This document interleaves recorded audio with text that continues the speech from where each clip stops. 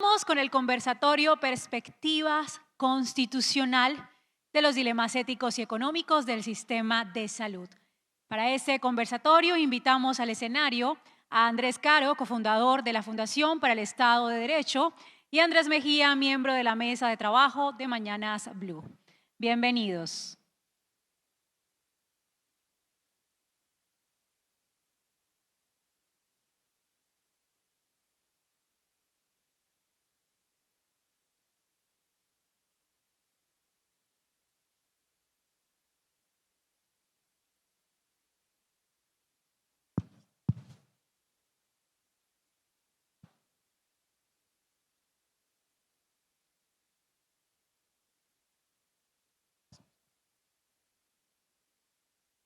Espérese.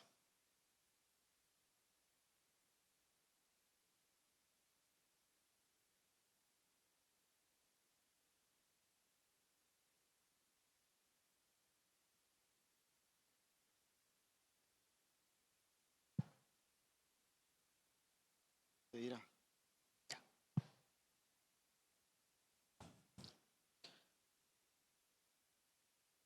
Sí, Ya. perfecto. Oiga, mire, mi nombre. Landy. Andrés Mejía Berñó. Andrés Caro, buenas tardes. Buenas tardes. Me da como siempre mucha alegría verlo, pero mucha más alegría me da conversar con usted y mucha más alegría hacerlo frente a este auditorio. Sí. Estamos muy felices y muy agradecidos con Landy y con todos los asistentes de que vamos a hablar hoy. Andrés, pues mire, Explique primero, porque acá yo estaba viendo la agenda y hay gente que sí sabe de salud y de repente nos invitaron a nosotros. exactamente. Bueno, por la invitación estamos muy agradecidos con todas y todos que están aquí acompañándonos en este momento. Es particularmente para nosotros un honor, Andrés, que siendo un humilde y modesto podcast como es Terrenal, nos hayan invitado a compartir aquí un episodio en vivo con esta audiencia. ¿Qué vamos a ofrecer nosotros, Andrés?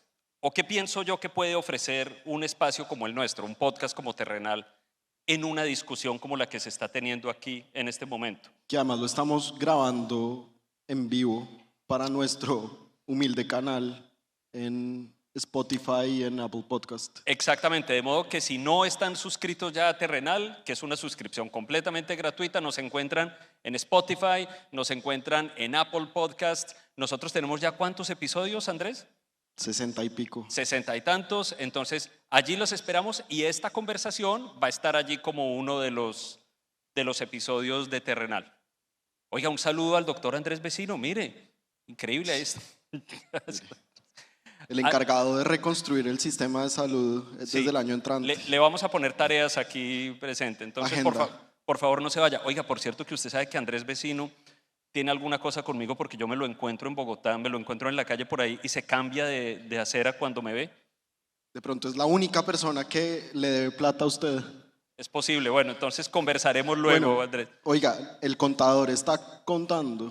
El contador está contando y en ese sentido, Andrés, cuando esta mañana yo venía hacia esta bella ciudad, hacia el Corralito de Piedra, y venía pensando, ¿qué tipo de contribución podemos hacer usted y yo, que no somos de ninguna manera ni expertos en temas farmacéuticos, ni expertos en temas de salud, ni expertos en sistemas de salud? ¿Qué contribución podemos hacer a una conversación como esta? Me pareció que nada, no, mentira, no, sí creo que podemos hacer una, y es la siguiente, Andrés, mire, voy a tomar una expresión que era muy común hace unos años en Colombia cuando había un expresidente que escribía columnas y decían que ponía a pensar al país. Yo tengo una impresión o una visión que, si usted quiere, la puede denominar optimista con respecto a las cosas que están pasando en Colombia, y es que yo creo que, si bien están pasando cosas muy difíciles, no solo en materia de salud, sino en muchas otras que ya todo el mundo conoce, hay una gran ventaja o hay un gran efecto de todo esto que está pasando, y es que efectivamente este país se está poniendo a pensar, y se está poniendo a pensar en la manera como se organiza. en la manera como organiza sus sistemas de prestación de los beneficios sociales, como por ejemplo la salud, en la manera como se gobierna, en la manera como se rige. Colombia está pensando, uno lo ve en todas partes, en las conversaciones, en los almuerzos, en los cafés, en las discusiones académicas, en las discusiones técnicas como esta.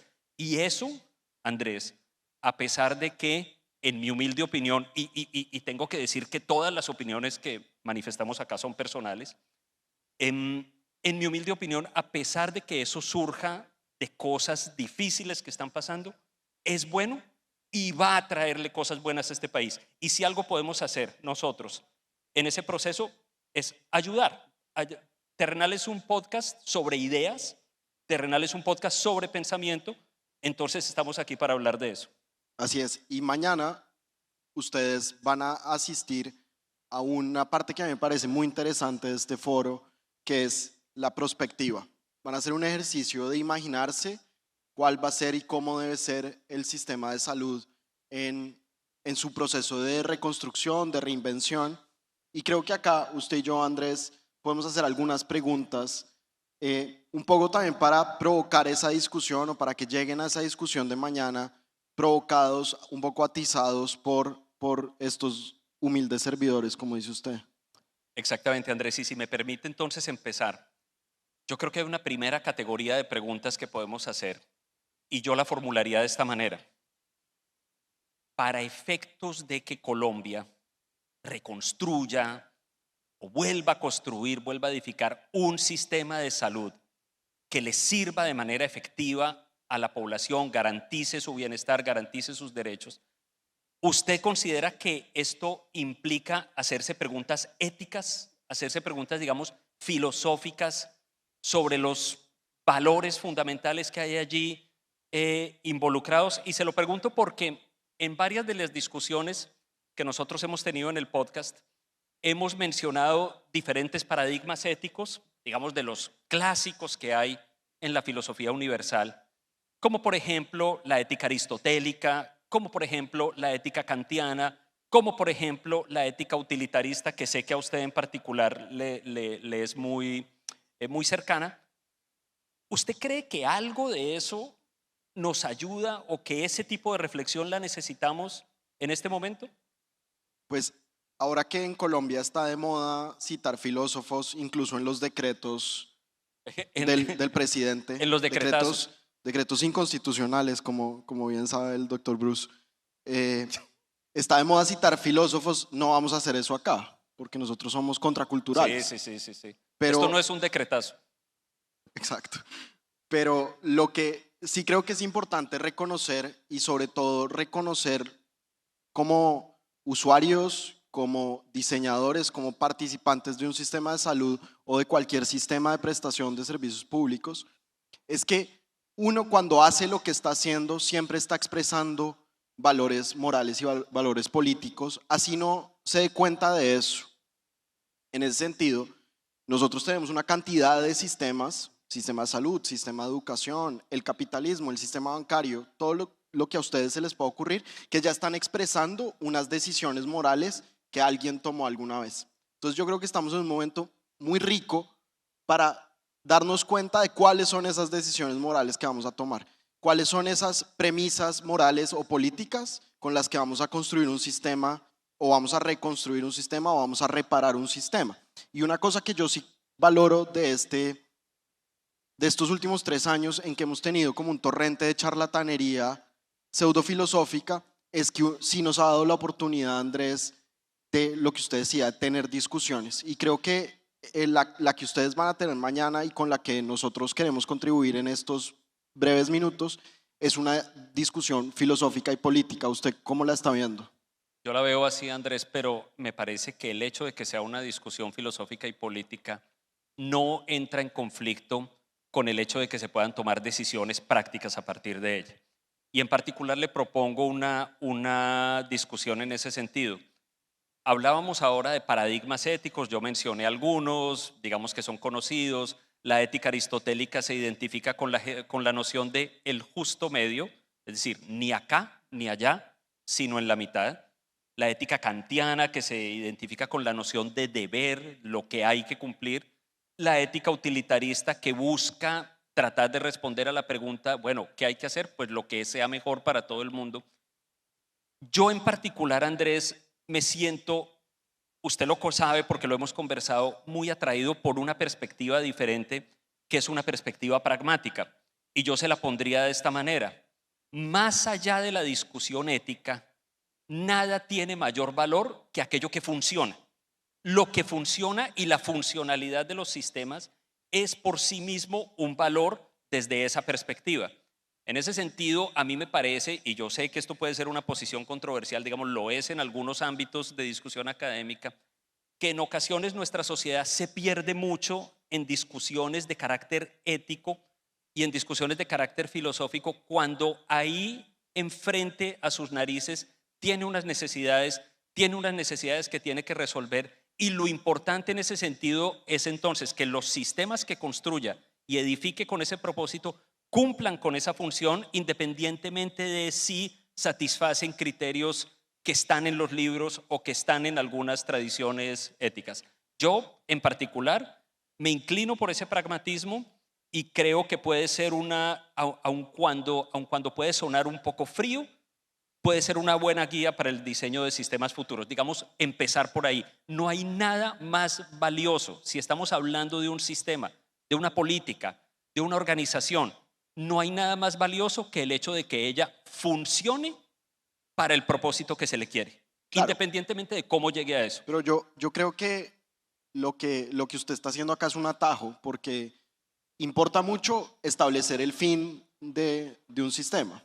Y también usted a la hora de diseñar un sistema lo está diseñando con unas premisas y buscando ese fin. Y yo creo que en los sistemas de salud, y ustedes son verdaderos expertos en esto, pues hay una categoría que nos condiciona y que a ustedes los va a condicionar mañana y Andrés Vecino desde el año entrante en rediseñar el sistema. Y es la categoría de derecho. Derecho. Porque uno podría imaginarse un sistema de salud no pensado alrededor de la categoría de derecho. Yo con esto no estoy diciendo que sea la que prefiero, pero es imaginable. La categoría de derecho es relativamente reciente en la historia de la humanidad, tendrá 300 o 400 años.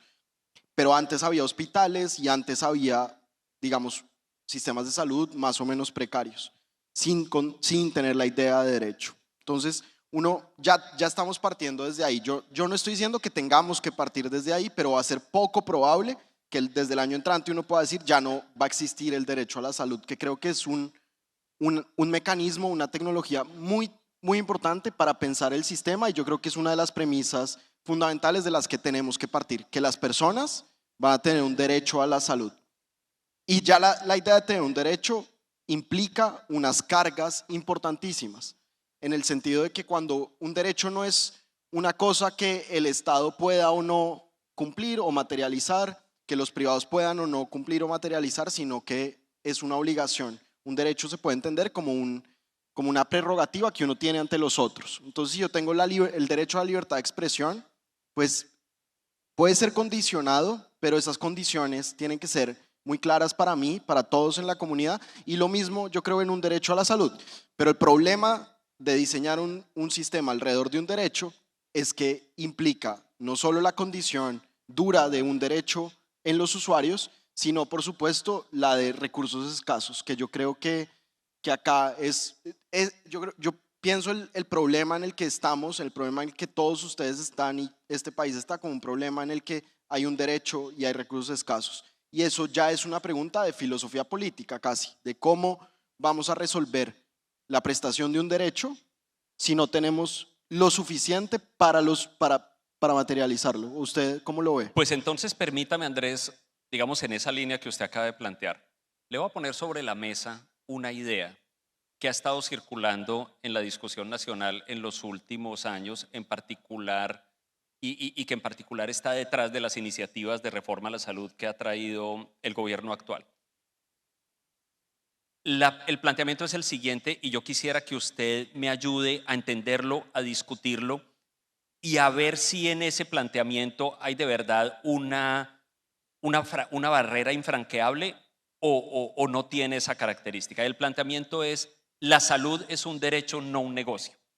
Y sobre esa base y sobre ese planteamiento se ha edificado en buena medida la política de salud de este gobierno y sus iniciativas de reforma. Yo quiero preguntarle a Andrés, para que empecemos la discusión, ¿usted qué opina? Ya llevamos la mitad de nuestro tiempo y usted hasta ahora quiere empezar la discusión. Ahora quiere empezar la discusión. No, pero es que todo vuelve, ¿no? Mire, entonces le quiero plantear esto. Porque ese planteamiento, ¿por qué me parece a mí un punto de partida tan interesante, Andrés? Porque instintivamente, o en una primera apreciación, este planteamiento, la salud es un derecho, no un negocio, tiene dos características. Una es que asume que ambas cosas son incompatibles, que no puede haber ninguna manera de que por la vía de aquello que se le quiera llamar negocio se pueda garantizar un derecho. En segundo lugar, de pronto son tres cosas y no dos. En segundo lugar, Andrés, me parece que el planteamiento asume que hay algo malo intrínsecamente, hay algo inmoral y hay algo condenable en la noción misma de negocio. Que algo que es un negocio no puede estar involucrado, no puede vivir en la misma habitación con aquello que es un derecho. Digamos que en esa visión, en general, la actividad de negocios de cualquier ámbito estaría mal vista. Y en particular si está vinculada con algo que se considera un derecho. Y en último término, Andrés, me parece que lo impactante de esta declaración de la salud es un derecho y no un negocio, es que parecería apelar muy fuertemente, digamos, a la sensibilidad de la gente que dice: yo quiero que se me garantice mi derecho, yo quiero que se me garanticen mis procedimientos, mis medicamentos, yo quiero que se me garanticen mis prestaciones, y busca ahí esa sensibilidad. ¿Usted cómo vería? Yo tengo mis opiniones sobre esos temas, pero naturalmente, como siempre, prefiero primero oír las suyas. ¿Colombia podrá superar ese desafío? ¿Podrá superar ese planteamiento? Y superar no quiero decir negarlo, superar ni siquiera quiero decir echarlo por tierra. Superar es poder salir como de esa especie de cárcel conceptual en que nos mete el planteamiento: la salud no puede ser un negocio y tiene que ser un derecho. Pues creo que lo primero que hay que tratar de develar es que esa es una premisa falsa, es naturalmente falsa. Si no, no habría ningún negocio, porque todos los negocios del mundo están de alguna manera conectados con un derecho que uno tiene. O sea, todos acá escogieron la ropa que están usando y eso es la expresión de un derecho de libre desarrollo de la personalidad, de escogencia, como ustedes lo quieran llamar, y eso tiene un correlato en un negocio de una persona o de una empresa, digámoslo así. Entonces yo creo que lo primero es ser muy escépticos de ese tipo de falsas dicotomías. Y creo además que hay que tomarse en serio los derechos. ¿Y cuál es la mejor manera? Y acá lo pienso en términos de funcionalismo, Andrés, y de pragmatismo. Muchas veces la mejor manera de materializar un derecho es a través de negocios. Entonces, ese tipo de premisas que hemos oído, que ustedes han oído en los últimos 3 años y que vamos a seguir oyendo y a las que nos vamos a enfrentar mucho en los próximos meses, parten también de un desconocimiento de cómo se logran y cómo se materializan esos derechos. ¿Usted reconoció a alguien en el público? Sí, allí, pero ahora lo saludamos. Ahorita pasamos el sombrero. Sí, porque se está ocultando. Ok. Sí. Entonces, en ese sentido, yo creo que lo primero que hay que decir cuando uno oye eso es decir no señor o no señora. Eso no es verdad. Es una falsa dicotomía y nos está poniendo a nosotros es una trampa retórica para que uno no pueda escoger derecho, sino que siempre le toque decir yo lo que estoy defendiendo es negocios. Pero ¿y para qué y cómo funciona? Funciona para decir, si usted está defendiendo un sistema en el que hay personas que están están obteniendo ganancias de la prestación de un derecho, ahí hay como una idea de plusvalía, que se está expropiando de lo que debería ser un intercambio sin ganancia.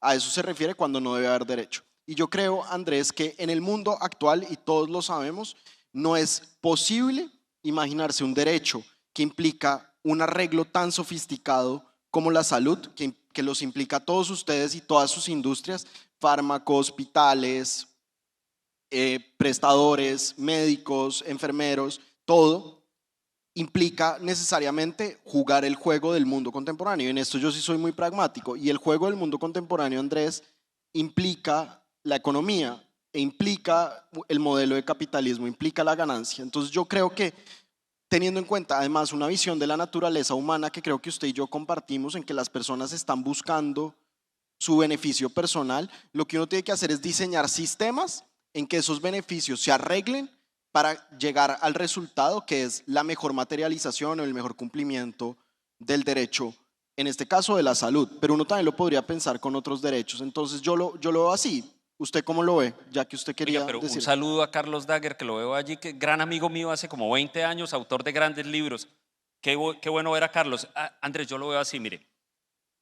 Con lo que voy a decir, no quiero de ninguna manera desestimar las reflexiones éticas, no quiero desestimar las reflexiones constitucionales, pero en particular, a mí me parece que nuestra sociedad y probablemente muchas sociedades contemporáneas muy fácilmente caen en una trampa de quedarse discutiendo en el mundo de los conceptos, en el mundo de las palabras y en el mundo de ese nivel de discusiones sin aterrizar las cosas en la práctica. Cuando yo oigo decir, y cuando llevo años oyendo decir que la salud es un derecho y no un negocio, instantáneamente lo que yo me pregunto es, ¿qué es lo que importa de que algo sea un derecho? Que sea, no sé, conceptualmente coherente con alguna otra cosa, con un valor o algo, o que efectivamente se garantice en el mayor nivel posible. Y si oigo decir que la salud es un derecho o un negocio, entonces instantáneamente me pregunto, ¿y qué tal que la mejor manera de garantizar ese derecho sea un negocio? O sea, la integración, o digamos que sea la integración de diferentes formas de actuación social, entre ellas lo público, lo privado, los negocios, la academia, todo lo demás, pero me parece que nuestra sociedad no se concentra lo suficiente en la evaluación de si las cosas se están efectivamente garantizando y se queda en el nivel de la coherencia conceptual. Entonces se asume que si algo es un derecho, y supongamos que nos ponemos de acuerdo, aunque eso lo podemos discutir si la salud es un derecho o no, pues porque ninguna discusión está prohibida. Pero supongamos que nos ponemos de acuerdo en que la salud es un derecho. ¿Qué es lo importante de que la salud sea un derecho? Que la manera como se garantice sea conceptual, lógica y filosóficamente coherente con ese, o que la manera como se busque garantizar sea lógica, filosófica, conceptual y verbalmente coherente con la noción de derecho, o que efectivamente se garantice que la gente tenga lo que efectivamente necesita. ¿Cómo? Como sea. Y si es a través de, total o parcialmente, negocios, ¿cuál es el problema? Entonces mi punto al respecto, digamos, y mi inquietud, y que esto lo convertiremos luego en llamados a la reflexión, es si a nuestra sociedad, si a una sociedad le conviene quedarse tanto en el plano de las discusiones conceptuales sin bajar un poco a la tierra y preocuparse por cómo se garantizan aquellas cosas que se quiere garantizar, y el mecanismo, cualquiera que sea, siempre y cuando sea compatible, digamos, con unos valores éticos fundamentales, está bien, adelante. O sea, la sociedad tiene muchas maneras de resolver problemas y esas maneras van evolucionando, esas maneras van cambiando, esas maneras cambian con el paso del tiempo. O sea, hace 5 años, ¿quién oía hablar de inteligencia artificial? Hace 5 años se hablaba de Big Data y otras cosas. Ahora estamos hablando de inteligencia artificial. ¿Quién sabe de qué vamos a estar hablando dentro de 5 años? Entonces, una sociedad que se amarra a una columnata de principios eternos e inmutables, sin preocuparse por cómo, o más bien privándose de la manera de cómo en su actuar y en su operación puede imaginar y poner en marcha formas de garantizar las cosas y de resolverle los problemas a la gente, en mi opinión, es una sociedad que se está metiendo en una cárcel conceptual que no le permite resolver sus problemas en la práctica. Pero igual tenemos a la Corte Constitucional colombiana. O sea, vamos a tener siempre unos límites institucionales e ideológicos a la hora de diseñar un sistema. Y yo creo que parte de la invitación tiene que ser, invéntense un sistema que sirva en Colombia teniendo en cuenta lo que existe en Colombia, ¿o no, Andrés? Pero claro, y yo le pregunto, ¿Usted consideraría que son incompatibles total y absolutamente derecho y negocio? Es decir, esa premisa se sostiene a la luz de una incompatibilidad, de una contradicción absoluta. Es decir, usted que es el jurista de esta mesa, una persona con unos estudios impresionantes, ¿no?, en derechos, filosofía, derecho constitucional, etcétera, ¿qué significa que algo sea un derecho? Díganlo, digamos, para cerrar este segmento Sería de la más fácil conversación, para mí que me hubiera hecho la pregunta sin decir que soy experto para que pudiera para poder contestar decir lo cualquier que... cosa. Sí. Exacto. Entonces, cuando decimos, yo como veo un derecho, no es como una oposición frente a lo privado, que es como parecen indicar las personas que dicen, un derecho excluye un negocio. Un derecho es algo que tenemos los seres humanos y frente a los cuales y con los cuales nos enfrentamos al resto del mundo. Entonces, son una serie de obligaciones oponibles ante los otros, como vecino que no le quiere pagar a usted su deuda. Entonces, cuando lo ve, se escapa, pero usted tiene el derecho de que le pague. En ese sentido, yo creo que lo que hace un derecho es que se lo podamos oponer a los demás y al Estado, sobre todo al Estado. Entonces, cuando decimos hay un derecho a la salud, lo que importa es que le podamos ir a decir a alguien, yo tengo un derecho con unas condiciones. Y acá vamos a hablar si se puede condicionar un derecho, porque hay personas absolutistas del derecho, incluyendo el derecho a la salud, y es posible que esta crisis de financiamiento en la que estamos se deba en parte a pensar en el derecho a la salud como algo absoluto y, digamos, que no pueda ser echado o disminuido o restringido. Entonces, si yo puedo ponerle mi derecho a un prestador que prestándome el derecho está teniendo ganancia, yo no veo ningún problema. No veo ningún problema y además creo que es la mejor manera de organización que tenemos los seres humanos hasta ahora. Por algo los sistemas, por algo el sistema de salud colombiano venía funcionando relativamente bien y por algo no funcionaba tan bien cuando se consideraba absolutamente digamos, como un derecho de exclusión de lo privado. Andrés, mire, yo quiero compartir con usted que yo me siento, a mí me emociona mucho en cierto sentido lo que está pasando en Colombia, porque yo sé que lo que está pasando en este país en particular, piensen en una semana como la que está sucediendo ahora, las 2 últimas semanas que hemos vivido, por supuesto que son llenas de hechos terribles, por supuesto que son llenas de hechos angustiosos, son llenas de planteamientos que nos ponen a dudar o nos llenan de miedo con respecto al futuro, por ejemplo, de nuestras instituciones y de la integridad constitucional de nuestra democracia, etcétera. Pero yo, Andrés, y esto no lo digo por dogmatismo, sino es una convicción fundamentada que he tenido la oportunidad de conversar con usted antes.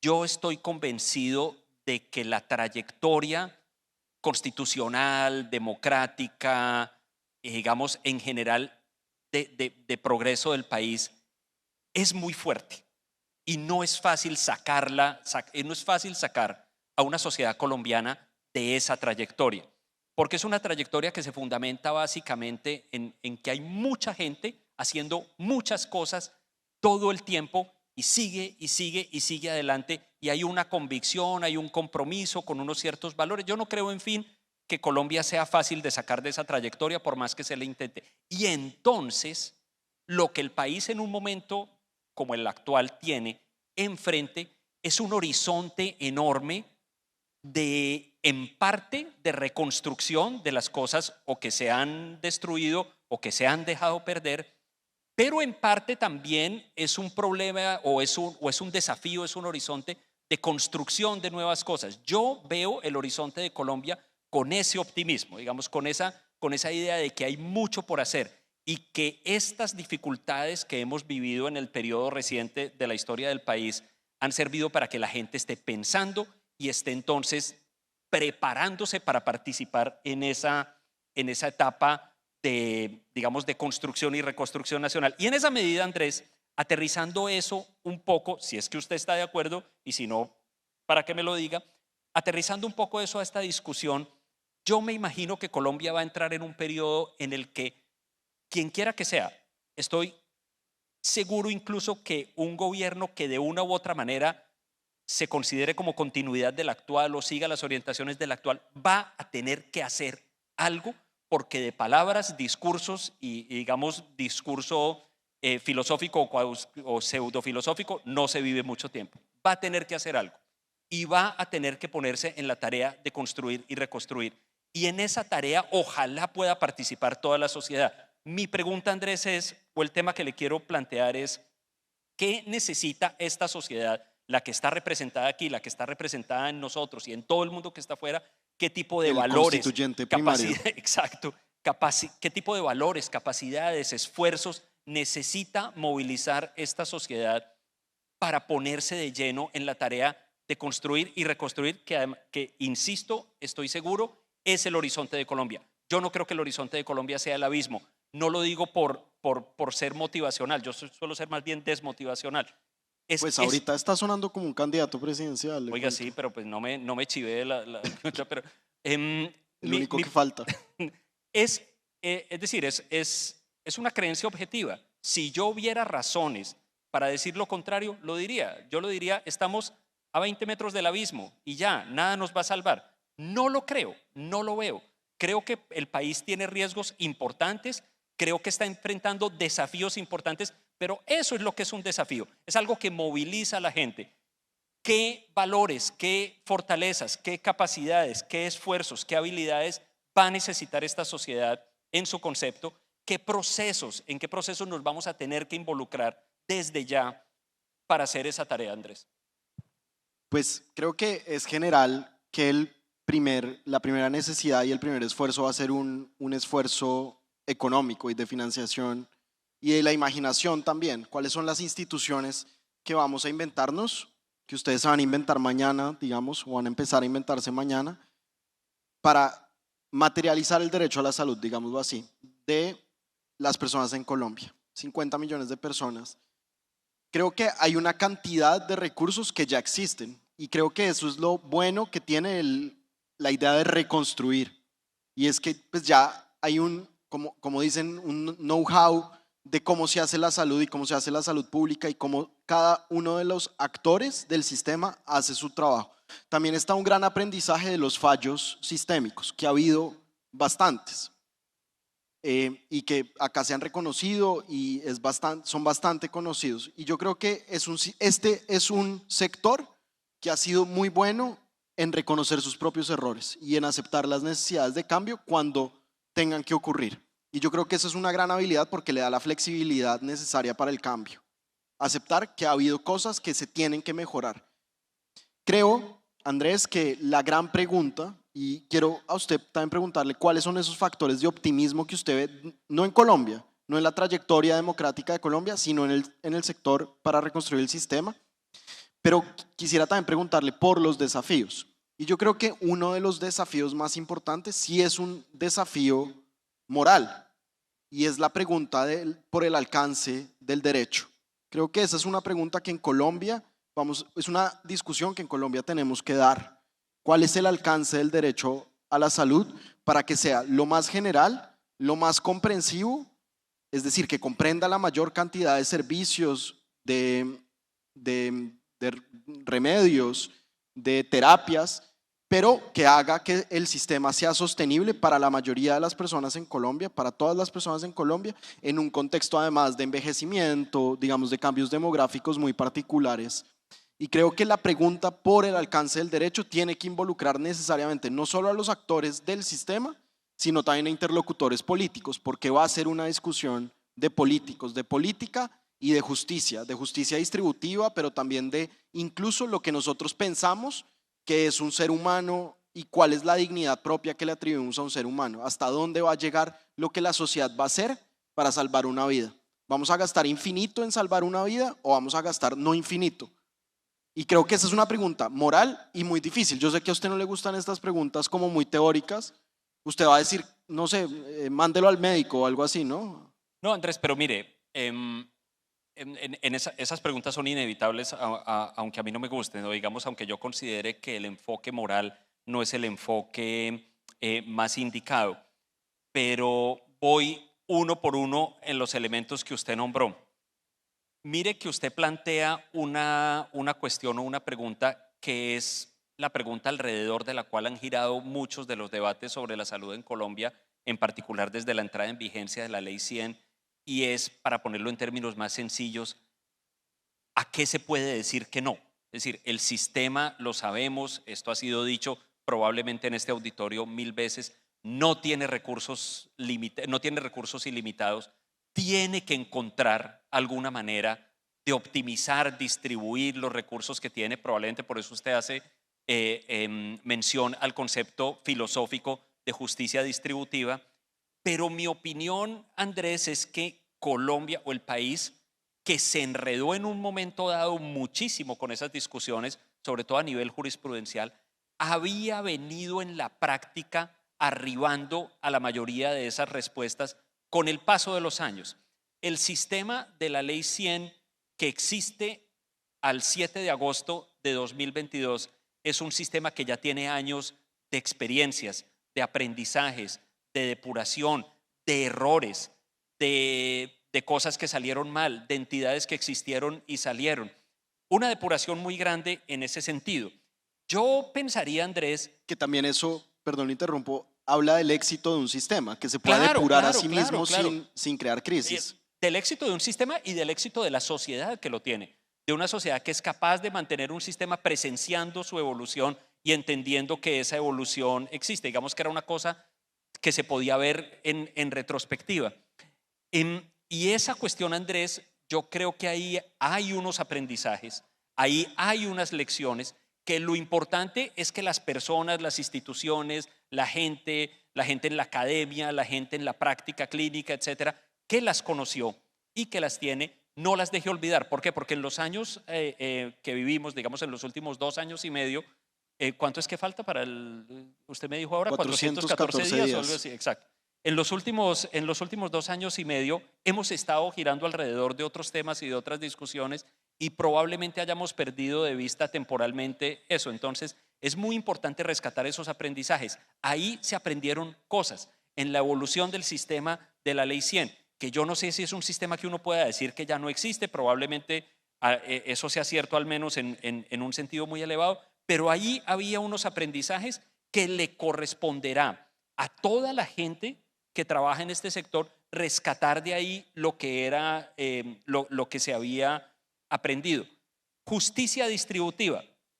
Yo no sé, Andrés, si la mejor manera de llegar a un criterio de justicia distributiva sea a través de la reflexión filosófica, es decir, y al respecto pues hay muchas obras muy famosas que a partir de la especulación filosófica buscan la manera justa o correcta de distribuir recursos escasos en una sociedad, o simplemente a través de la práctica. Andrés, mire, yo sé que esta respuesta que yo estoy dando se queda corta porque yo no soy la persona, yo no soy quien ni tendría el conocimiento como, pero todas esas personas que están aquí al frente de nosotros sí lo tienen, de decir cómo en la práctica se resuelven esos dilemas. Pero mi punto es, nuevamente, me parece que nuestra sociedad se pierde mucho en la especulación filosófica de dilemas como los de justicia distributiva, cuando es casi que evidente, casi intuitivo, la manera como en la práctica se van resolviendo esos dilemas, siempre y cuando tengamos claro 2 o 3 premisas, pero fundamentales, pero sobre las que yo creo que no hay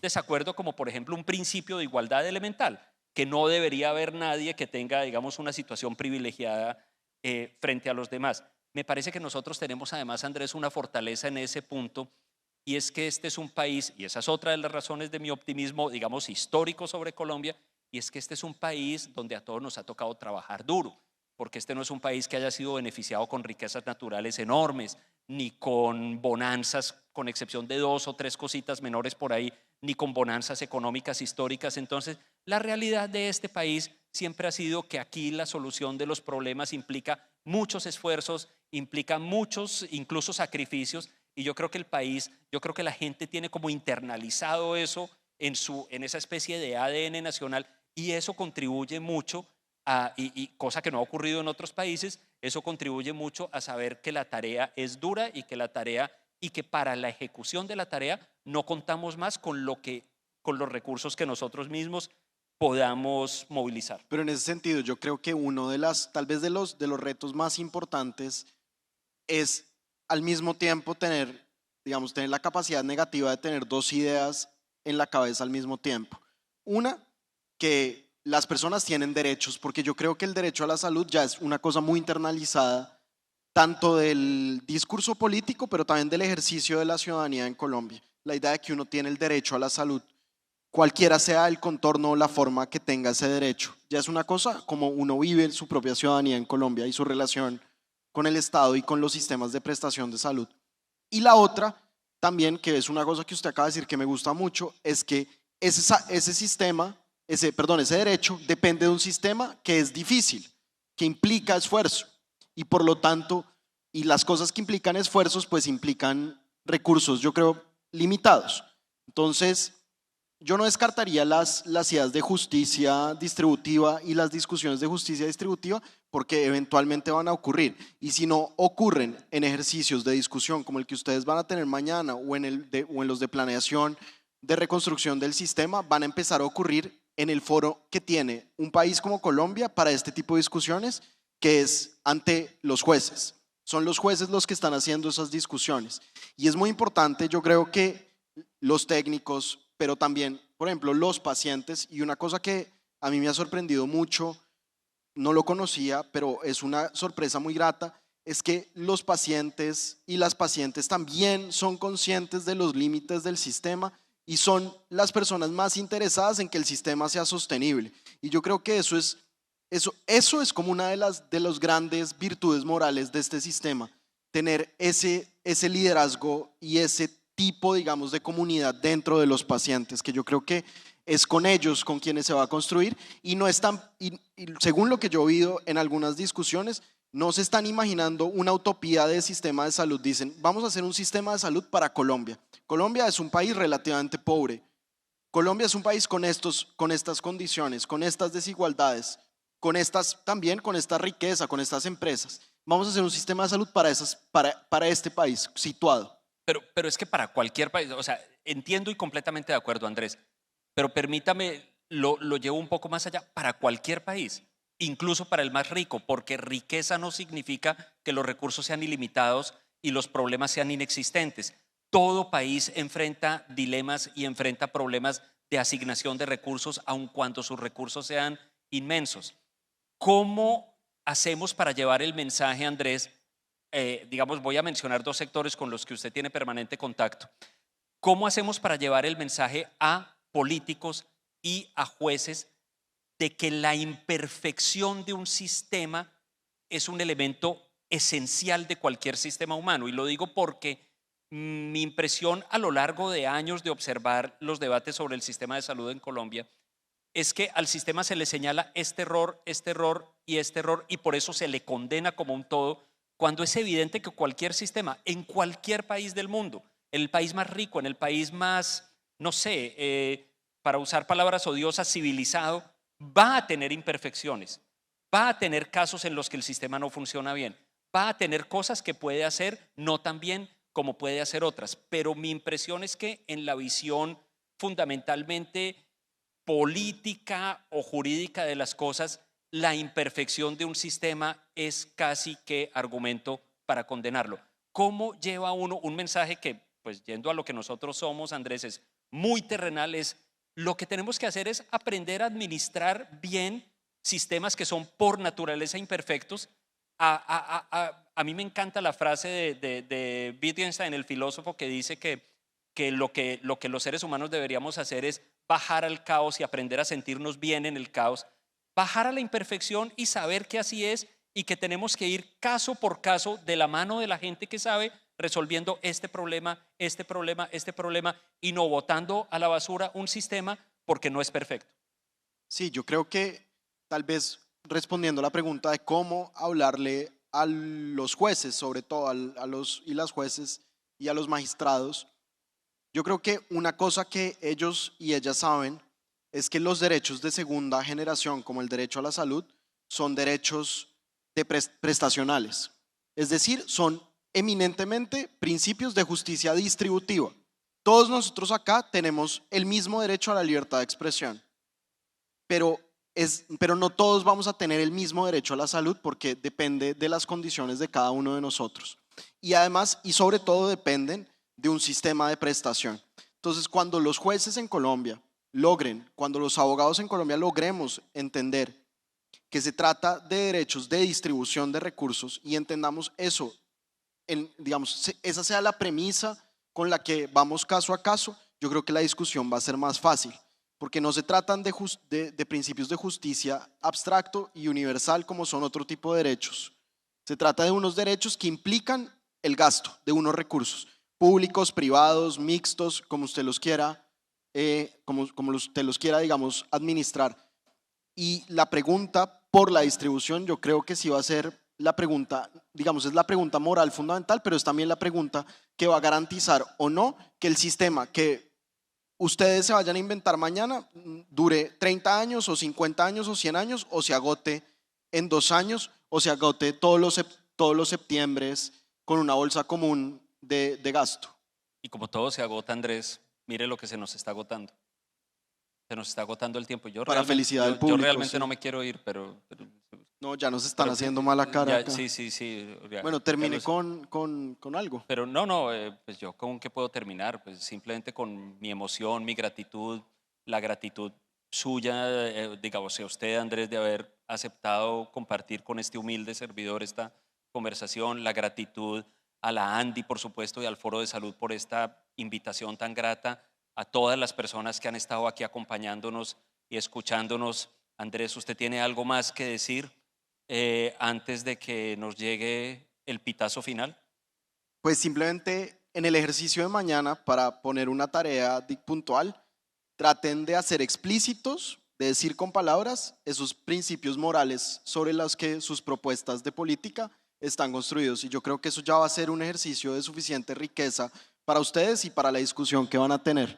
Pero sobre todo, como diría Andrés, lo importante es solucionar un problema puntual. Y lo importante es, como diría Andrés, lo que diga Andrés, pero no Andrés Vecino, sino Andrés Mejía.